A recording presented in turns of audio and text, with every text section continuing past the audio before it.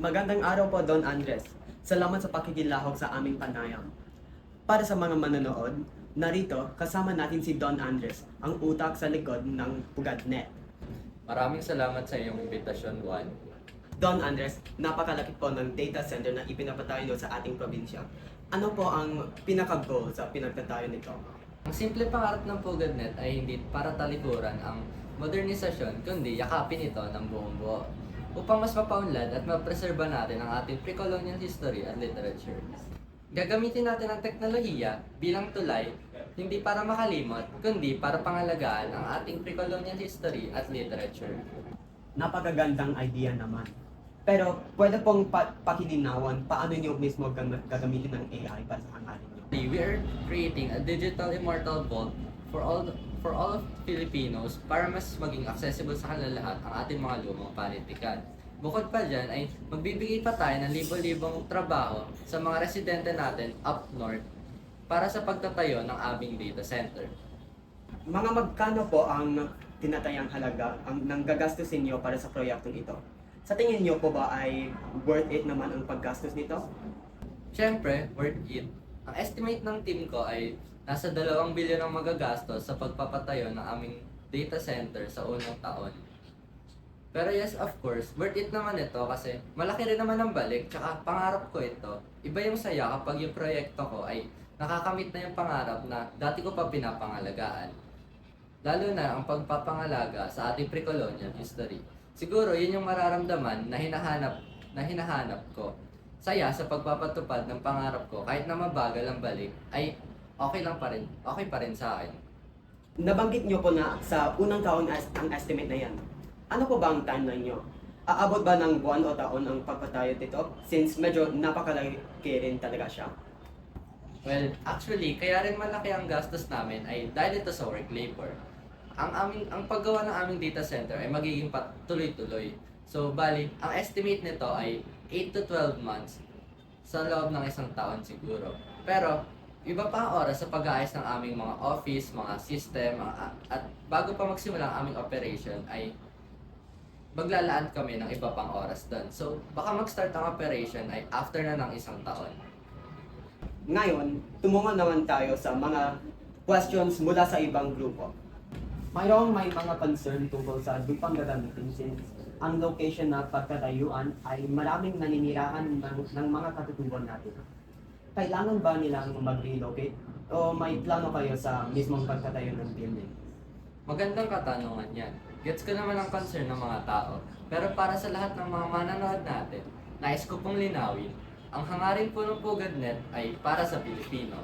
Kung kaya sa aking proyekto, ay hindi ko hayaang may maapektuhan na Pilipino dito. Actually, meron kaming mga nakalaan na mga plano para sa kanila. Tulad ng libreng pamahay, trabaho. Ang libreng pamahay ay kasama namin doon ang Amelia Homes. Shoutout sa Amelia Homes. Maraming salamat sa inyo. Pero ano naman masasabi niyo sa mga nagpo-protest? As well as hindi daw po na-coordinate din sa mga local stakeholders. Mapreserba? Ay talagang yan ah. Tignan nyo yung pagmumukhanan. Akala mo hindi isang kapitalista eh. Di ko makakalimutan ang mga nangyari sa mga manggagawa niya ah. Easy lang, Bash. Maganda naman yung goal, kaso ang problema, hindi malinaw yung eksaktong proseso niya. Ang kailangan natin, yung eksaktong proseso kung paano nila ginagawa. Ang daling pakinggan na gagamitin ng AI para mapreserba. Pero paano nga ba? Uy, tumatawag si Zay. Uy. Zay? Rinig mo kami? Hello? Zay, nakita mo na yung news? Ay, oo, nakita ko. At saka nag-research din ako tungkol dun sa plano ng kampanya niya. Na parang may pinatago eh. Ang laki ng budget at saka may lupang gagamitin. Hindi ba yung mga nakatirang katutubo doon? Oo, libreng pabahay daw. Pero alam naman natin ang gagawin nila, Amelia Homes. At isa pa, puro gagawin nila, subdivision. Ano to? Data center at subdivision combo? Preserve daw yung culture pero papalitan sa maliit na modern na pambahay yung mga katutubo. Imbes na tulungan silang ayusin. Guys, pwede natin to i-cover. Meron bang gagastos ng bilyones? Diyos ko, alam mo naman kung saan nanggaling yung pera na yan eh. Para lang ma-preserve yung colonial history. Ito kasi, maganda naman yung scope, pero ang gawin na lang natin, pumunta na lang tayo sa site na in-interview. Tingnan natin kung tugma ba yung sinasabi sa interview sa nangyari doon. Gets ba?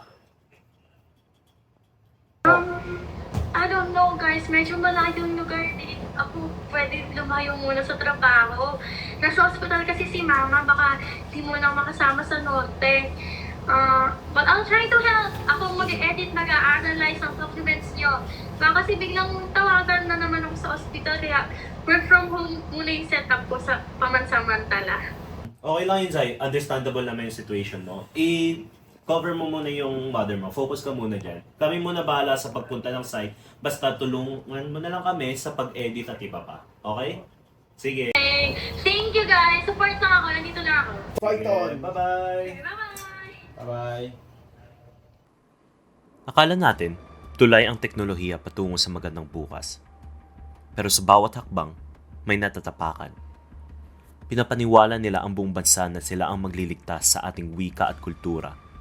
Pero noong hindi kami nanahimik, noong bumaba kami sa mga komunidad, kumausap kami ng mga tao para alamin ang totoong panganib sa likod ng matatamis na salita ng pugadnen. Doon lumabas ang tunay na kulay nila. Nakita namin ang totoo. Ang kanluran na ibinibida nila ay may katumbas na kalupitan. Yung mga librong pinapangako nilang iingatan, pagkatapos iscan at pakainin sa AI nila, sinishred, sinisira, wala silang pakialam sa orihinal na gawa. Ang gusto lang nila ay makuha ang datos para pagkakitaan at kontrolin. Para sa kanila na ang monopolyo ng ating kaysaysayan. At hindi lang mga pahina ang pinupunit nila. Yung lupang pinagtatayuan ng hinaharap nila, naging libingan ng nakaraan ng mga katutubo. Pinagtabuyan nila ang mga taong nag-alaga sa lupang iyon sa loob ng maraming henerasyon. Pinalayas kapalit ng malamig na semento, mga kable, at naglalakihang server racks. Ibinunyag ng investigasyong ito kung gaano kabulok ang sistema. At ang pinakamasakit sa paghanap ng katotohanan, ang makita na hindi lang kaysaysayan, hindi lang kultura, at hindi lang lupa ang nabibili ng bilyones nila. Pati prinsipyo, pati paninindigan, pati tao. Sa ganitong klaseng laban kung saan pera ang kalaban, mahirap nang malaman kung sino ang totoo. Hindi mo mamamalayan kung sino na ang nabili na ng sistema. Dahil sa huli, gaano man kabuti ang intensyon nyo sa simula, hindi lahat ng kasama mo sa laban, hanggang dulo kasama mo.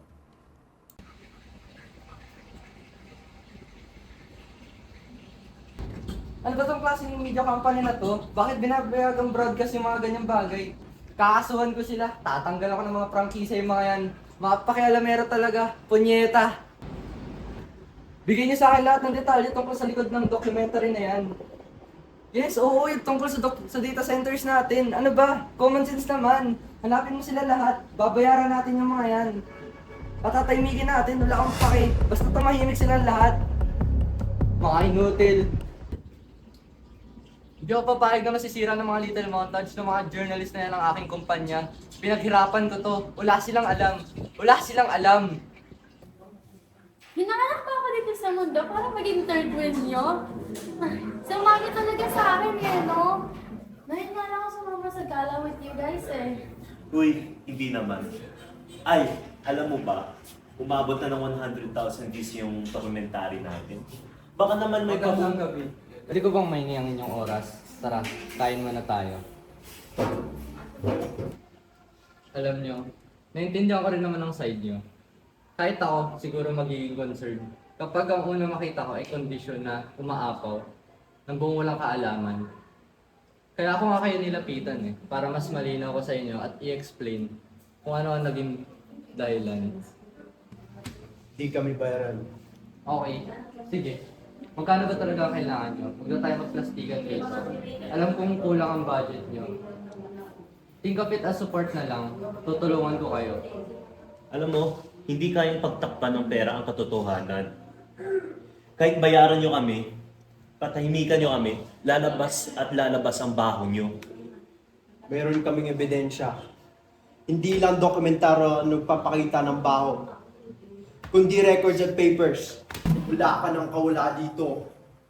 Huwag na tayong maglokohan dito. Hindi ba pagpapreserba to? Tulay, negosyo lang ng tito. Negosyo? Reality dito mga bata. Kung hindi ako gagawa nito, mga banyaga ang gagawa nito. Hindi ba mas okay na ako na ang gumagawa nito? Dahil Pilipino ako?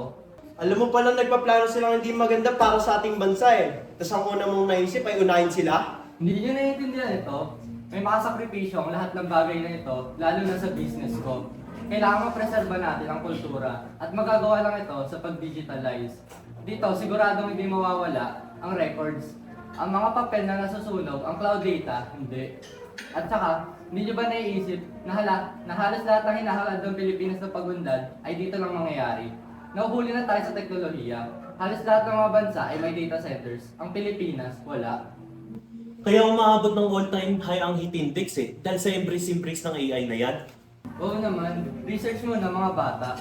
Yung hindi na sa Google, hindi na mapipigilan ang pagtaas ng temperatura at di na naman AI lang ang dahilan nito. Maraming mga factory dyan, no? Pero ano ititigil natin? Kailangan umusad ng lipunan. Progress requires sacrifice.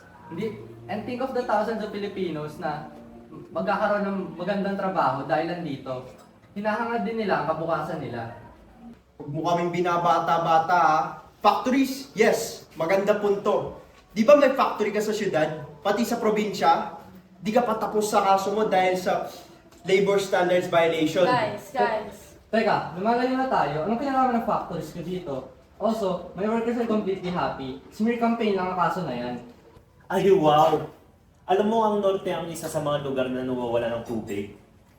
Tapos makikihati pa kayo sa paggamit nila. Nauubusan na nga sila eh. Ito na naman tayo. Hindi lang naman AI data centers ang gumagamit ng tubig ah. Kaya kahit pag doom scroll nyo, may epekto yan eh. Sa social media, malaki pa rin ang gamit niyan. Kasi may magandang reason naman kami sa paggamit namin. At saka, sinabi ko na diba, sustainable ang operation. We'll use recycled water, rainwater, and by water cycle pa rin. May legal approvals and permit naman kami ah. May documents kami.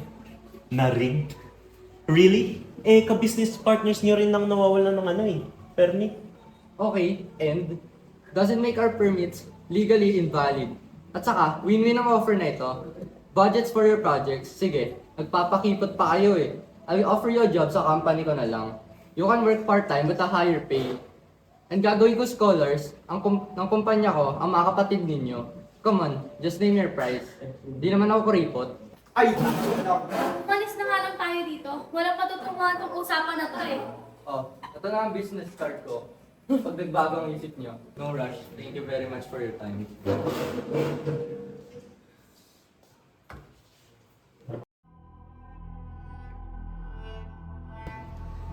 Zay, ano nangyayari? What's happening? Shut up! Shut up! Wala kayong alam! Hindi yung alam kasi hindi kinakalaban nyo! Bigay nyo na lang sa akin yung flash drive! Bigay nyo na lang sa akin! sorry, pero hindi namin magawa yun. Hoy! Hoy! Hindi ko gusto gawin to! Zay, delikado yung hinahawak mo. Baliw ka Pag-usapan ba? natin ito. Anong pinag-usapan niyo ni Andres? Malahimik ka! Wala kayong alam! Tita, hindi yung buhay ng nanay ko! Alpon! I'm sorry! I'm sorry! I'm sorry! I'm sorry! Alpon! I'm sorry! I'm sorry! Alpon! I'm sorry, guys! I'm sorry, guys! I'm sorry, guys! I'm sorry! I'm sorry! Bakit mo ginawa ito? Gumising ka na! Ang tulay na walang gabay